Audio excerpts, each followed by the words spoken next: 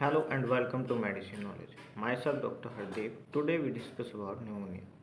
Pneumonia is a respiratory disorder. It is infection that inflames the air sac of one or both the lungs. Air sac may fill with pus or fluid, which may result in cough with phlegm or pus.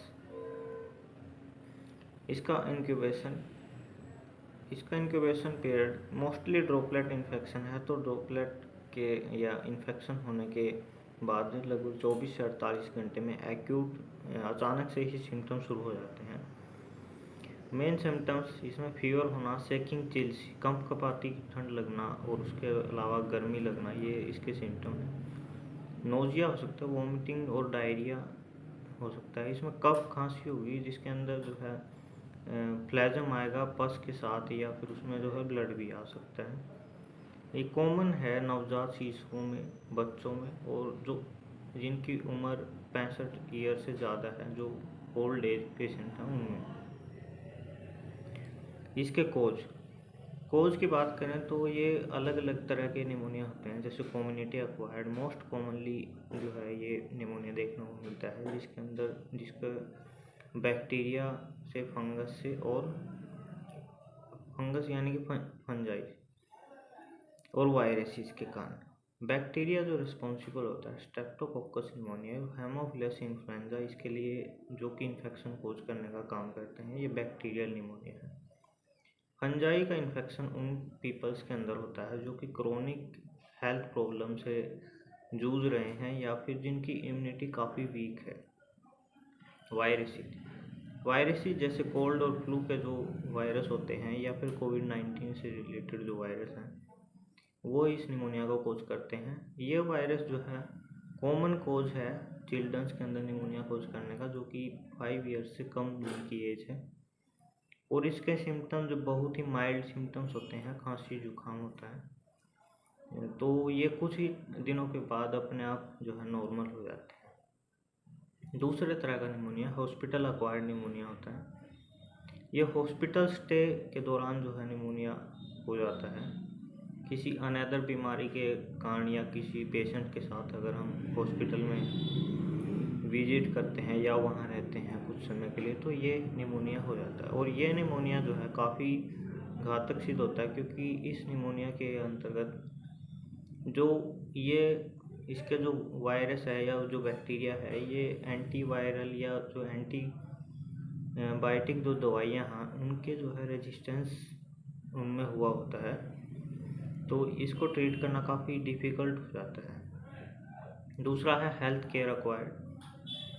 Mostly जो है bacterial होता है ये, और जो कि out patient या OPD में जो काम करते हैं, या फिर जो किडनी डायलिसिस वगैरह है, आईसीयू वगैरह में जो काम करते हैं पेशेंट, उनमें ज़्यादा होने का ये खतरा रहता है।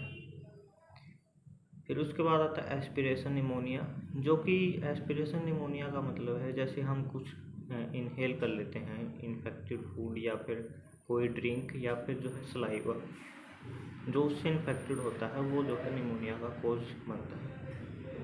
अच्छा, हॉस्पिटल एक्वायर्ड निमोनिया के अंदर जो पेशेंट वेंटिलेटर वगैरह पर रहते हैं आईसीयू में, वो ज़्यादा रिस्क पर रहते हैं, तो वो जिसके अंदर जो है हॉस्पिटल एक्वायर्ड निमोनिया होने का चांस जो है ज़्यादा रहता है। इसके डायग्नोज की बात करें तो डायग्नोज के लिए हम एक्सरे करवा सकते हैं, सीबीसी करवा सकते हैं, और उसके अलावा स्पूटम टेस्ट हम करवा सकते हैं, और स्टेथो से सुनने पर हमें क्रैकलिंग या फिर अबनॉर्मल साउंड जो है चेस्ट में देखने को मिलेगी।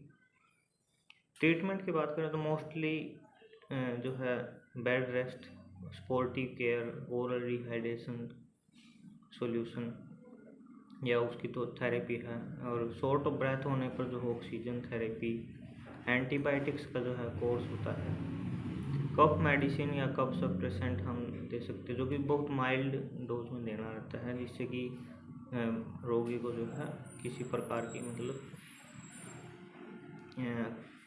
ज़्यादा कफ ना हो आए, मतलब उसको।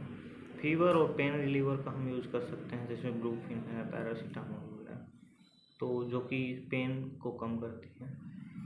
और अगर सीवियरली इल है, जिसका जो है बीपी लगभग बहुत ही कम है, और इसका टेम्परेचर बहुत ज़्यादा कम है तो उसको हॉस्पिटलाइज करवाना, ये जो है ट्रीटमेंट ऑप्शंस हैं। ट्रीटमेंट ड्यूरेशन लगभग जो है 7 से 14 दिन का ट्रीटमेंट ड्यूरेशन रहता है, उसके बाद रोगी सामान्य रहता है। इसके कुछ प्रिवेंटिव मेजर्स हैं, जैसे इन्फेक्टेड होने पर जो है कफ या खांसते समय मुंह पर रुमाल या फिर कोई भी कपड़ा रखें, जिससे कि इन्फेक्शन जो है एक से दूसरे में ना फैले। रिकवरी के दौरान अपने आप को जो है बाहरी या बाकी जो घर के मेंबर हैं उनसे जो है दूर रहें, जिससे उनमें इन्फेक्शन का खतरा ना रहे। फुली वैक्सीनेटेड रहें, वैक्सीन आप लगवा सकते हैं।